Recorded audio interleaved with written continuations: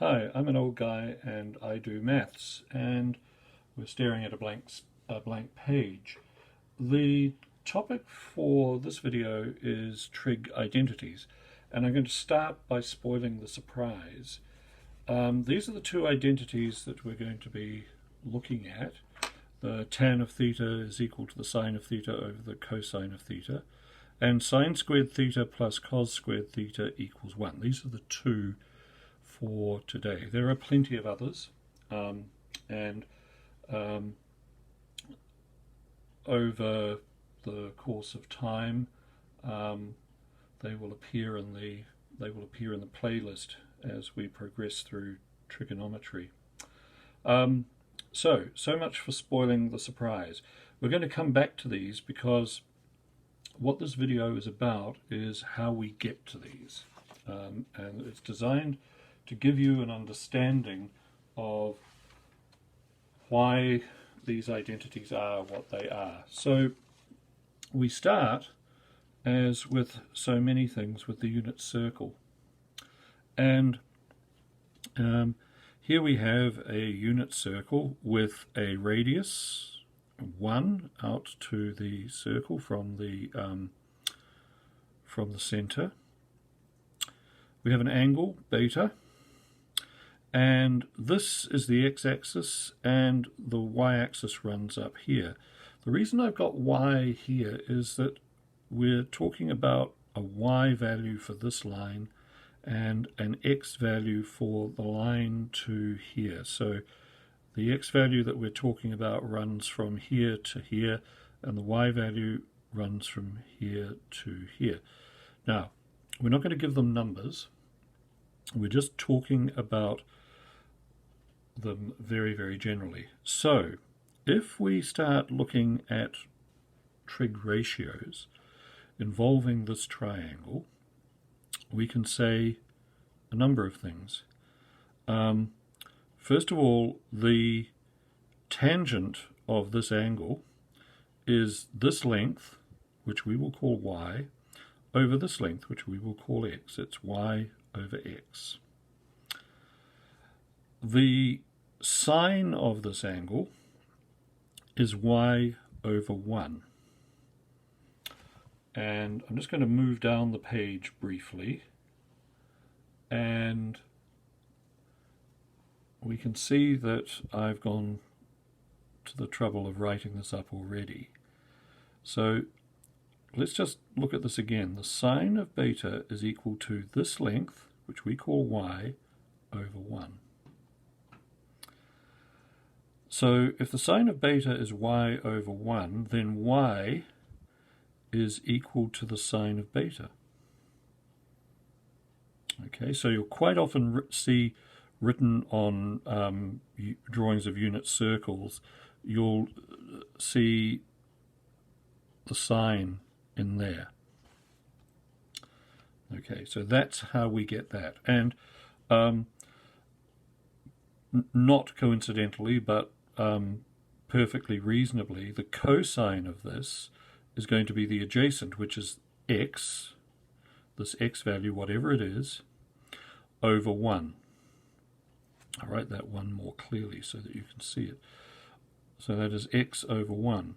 So as I say here, if the sine of beta is equal to y, what about the cosine of beta? Well, the cosine of beta is equal to x over 1. That's just out of the picture, but hopefully you can remember that that radius is 1. It is this distance over 1. So the cosine of beta is equal to x. So this is the cosine, or the cos. Right. So I go back to the point at which I spoilt the surprise. I said to you near the start anyway, that the tangent of this angle was this length over this length. Now, if this length is the sine of beta and this length is the cosine of beta, then the tangent is equal to the sine over the cosine.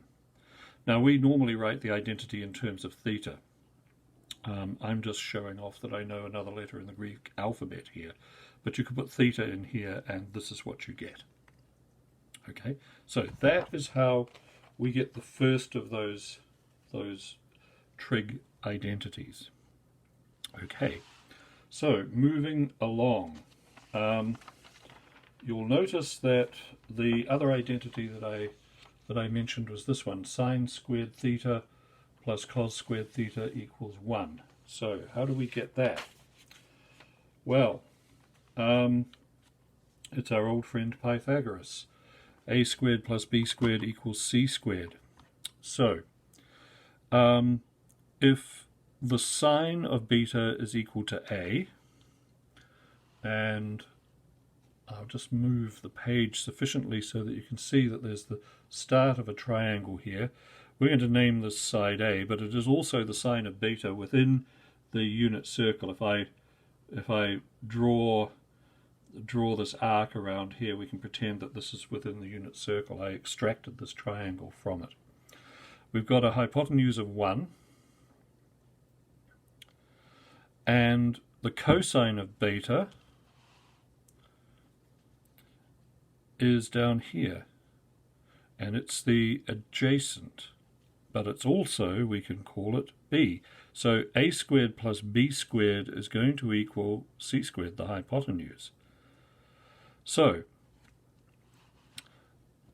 if this is A and this is B, then this thing squared plus this thing squared is going to equal the hypotenuse squared. Sine squared beta plus cos squared beta is going to equal 1 squared, which is 1. Okay, so back to the surprise spoiler. Again, you normally see it written with theta, but it can just as easily be written like that.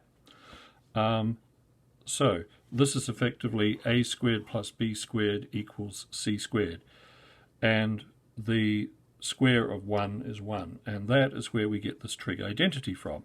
Now, certain things flow from that. Cos squared theta is equal to 1 minus sine squared theta. And of course, sine squared theta is equal to 1 minus cos squared theta. So there are some further identities that you can derive from this. There are, I was going to say there are pages of identities. That's maybe an exaggeration, but there are a large number of identities available, but this is where you start. The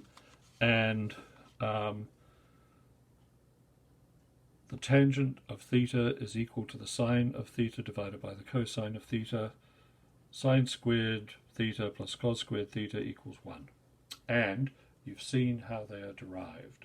And I hope that made sense. I hope it cleared up any sort of questions that you have about this. I know when I was starting out, I was just told to accept these. And it wasn't until I was staring at a unit circle one day that everything finally clicked. Anyway, thanks very much for watching. See you next time. Bye.